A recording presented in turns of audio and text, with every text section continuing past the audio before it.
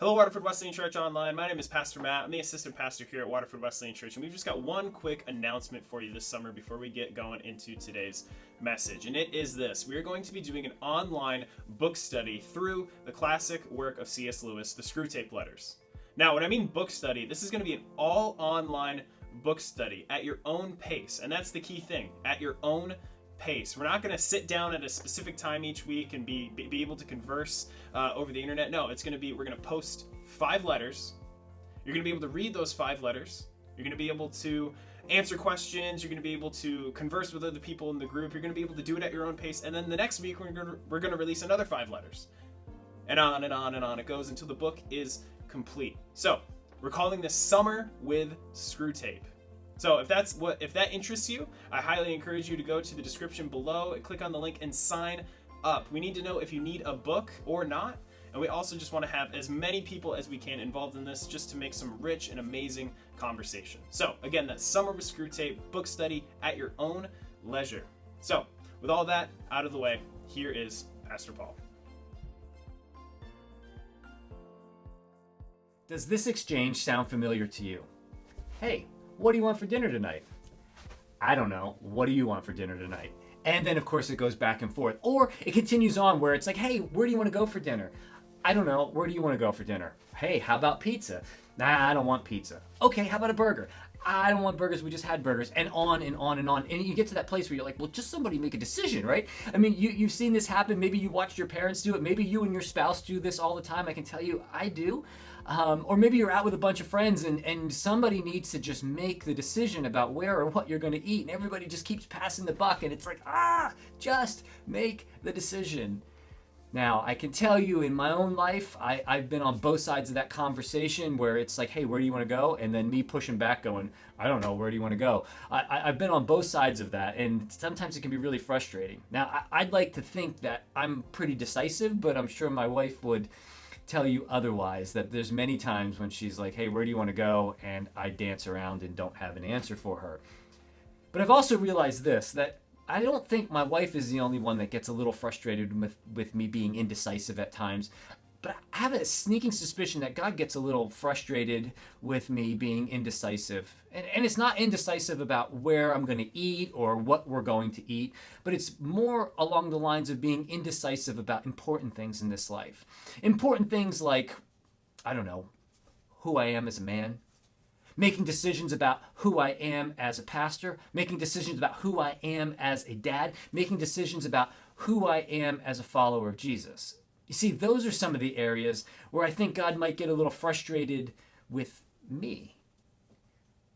Because I've come to understand this, that God wants decisive people. And he needs decisive people in this world. And the reason that he needs decisive people, and even today as we're coming off the Father's Day being yesterday, I was thinking along the lines of decisive men. God desperately needs decisive men in this world. And the reason is, once you make a decision, you've made ultimately a commitment. And in our culture and in our world today, followers of Jesus need to make decisive decisions about following Christ. And the reason I bring that up is, this is my observation, so you don't have to agree with me. You can actually push back on this. But my observation is this, that we are growing in a culture that is growingly uncomfortable with making decisions because no one wants to make a commitment. And so much so we even have an acronym for a new word. It's FOMO. Now, I didn't say anything wrong there. That's not a bad word. But FOMO is an acronym for fear of missing out. And so people actually say that now, that they have this fear of missing out, so they don't make a decision, because once they make a decision, they've made a commitment, and then what if something better comes along, right? And then I'll miss out on that. And it's a pretty dangerous place to be. So we don't make decisions, and then we just keep pushing it along, and then ultimately what we discover is no decision is a decision, and it's ultimately usually a bad one. God needs decisive people, decisive men. And so in that vein, I was a little taken as I was reading through the book of Joshua, and I was a little taken by how decisive Joshua is. But not only how decisive Joshua is, especially on big decisions, but how he makes it very clear in his understanding of his decisions that he makes, how they impact not just himself, but his family and his future family. Let me show you what I mean. We're going to get into Joshua chapter 24 here, come towards the close. But before we do, I want to just give you a little like roundabout of what has happened here. Joshua has just told the Israelites about all God's faithfulness, how he has brought them out of Egypt, and reminded them of all of the great things that God has done. And then he presses them with this challenge and with this question. And so this is Joshua 24, verses 14 and 15. Now, fear the Lord and serve him with all faithfulness. Throw away the gods your forefathers worshiped beyond the river in Egypt and serve the Lord. But if serving the Lord seems undesirable to you, then choose for yourself this day whom you will serve, whether the gods of your forefathers served beyond the river or the gods of the Amorites in whose land you are living. But as for me and my household, we will serve the Lord. Now, there's a tremendous amount to unpack there, and just for time's sake, we're not going to get into all of it, but one of the things that I pulled out of that just kind of struck me was Joshua's decisiveness. And what I want you to see here is he tells the people, the Israelites that day, choose for yourself. You choose for yourself this day whom you will serve. Who's it going to be? What are you going to do? And what kind of, just as a little bit of a sidebar, what caught my attention in addition to just the decisiveness is when he says for yourself. Meaning there's going to be voices around you telling you what to do, but you need to make the decision. Are you going to follow the Lord or not? And I'm quite confident that there were people that day that were going, yeah, I'm not so sure I want to do that. Because Joshua addresses them and says, if following the Lord seems undesirable to you. So there were obviously people going, yeah, I'm not so sure I want to do that. I'm not so sure I'm cool with that. But for yourself, you choose. I have to choose. Stop listening to the voices around you. Stop listening to the voices of culture and decide, are you going to follow Jesus or not? It really does get that clear and that straightforward.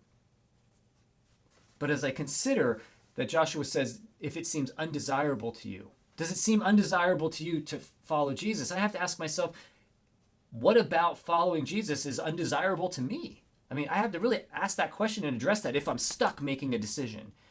And you do as well. I mean, think about it this way. Do you find it undesirable for maybe you're fearful that you'll be mocked at work for following Jesus? Maybe that's one. Or do you find it undesirable that you're fearful of what you may have to give up if you follow Jesus? Or do you find it undesirable that you're afraid of where God would lead you? Or do you find it undesirable that there may be, and I'm not going to use the word friends, I'm going to use the word acquaintances. Do you find it undesirable that acquaintances will walk away from you if you follow Christ? You see, it's not too hard to realize that there are points where you come up against that decision and go, maybe I'm not really ready for that. You see, that fear of missing out maybe isn't just for us today. I think it's a human condition. And another area where we can get stuck making the decision to follow the Lord is realizing that you're following a God already. It's either with a capital G or a small g. There is no middle ground. And you may think, I'm not following any gods of some forefathers in some river beyond wherever, or some gods of Egypt. I'm not even there. But the reality is this, that your grandparents, your parents, your great-grandparents, and people that have gone before you have made decisions that are affecting you. And you may say that, well, I don't worship any god, and I certainly don't worship some god of Egypt, but you know what? There are things that have been passed down to you that you may have to address in this decision-making where you find yourself maybe getting a little stuck choosing to follow Jesus. Because we have to realize this, that you may have some carryover from your forefathers laying on your life.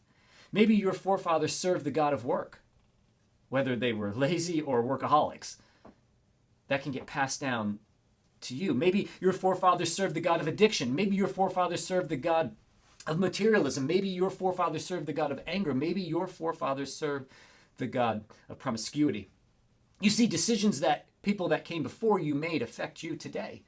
It could be as simple as where you live, but it could also be as impactful as you were raised in a strong Christian home because of the good decisions that your forefathers made before you. You see, what this really comes down to is we have to face the fact that you are serving a God with a small g or a God with a capital G. And the God with a small g will always be debilitating. And to sift through that and say, is anything in my life that has carried over from my forefathers, is that affecting me? Because that's exactly what Joshua was addressing to the Israelites that day. You have to make a decision. Are you going to follow those, or are you going to follow the Lord? There is no middle ground on this. Pick. choose, be decisive. And it's not just Joshua that's saying this. If we go back to Exodus, in Exodus chapter 20, where Moses is laying out the 10 commandments, and we get to the second commandment, and it's like, don't make any images and then worship them. And then God tells us why in Exodus chapter 20, verse 5. You shall not bow down to them or worship them, for I, the Lord your God, am a jealous God, punishing the children for the sin of the parents to the third and fourth generation of those who hate me.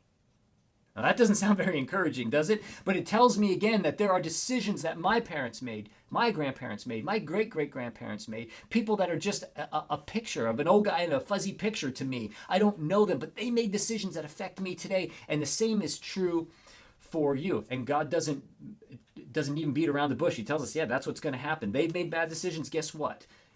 There will be consequences that you and I will pay. Now, you go, wow, that seems really unfair. Are we doomed? I mean, a decision somebody made can affect me? Well, here's the good news. Also, the decision that somebody made can affect you as well. And that other somebody is Jesus Christ. Because when you do choose to follow him, as Joshua was saying, follow the Lord. When you choose to follow him, he can break those chains. You don't have to be bound to what somebody did before you because of what Jesus does for you when you choose to trust in him. You see, this is what Joshua gets and what he lays out, and why he can say with such confidence and a nod to what he knows this means is in Joshua 24:15 when he tells you what he's going to do. And he says this, but as for me and my household, we will serve the Lord. Joshua makes it very clear that he understands it's not just the impact on his life, choosing to serve the Lord, to serve God with a capital G, but he also understands it affects his family and meaning his future generations. He gets it. He understands that because he also knows that in Exodus chapter 20, verse 6, God tells us this as well. But showing love to 1,000 generations of those who love me and keep my commandments. See, when you choose to follow Jesus, not only are you blessed, but you have a blessing then for your future generations. What does get passed down from those that went before you is either the weight of their bad decisions or the blessing of them choosing to follow Christ.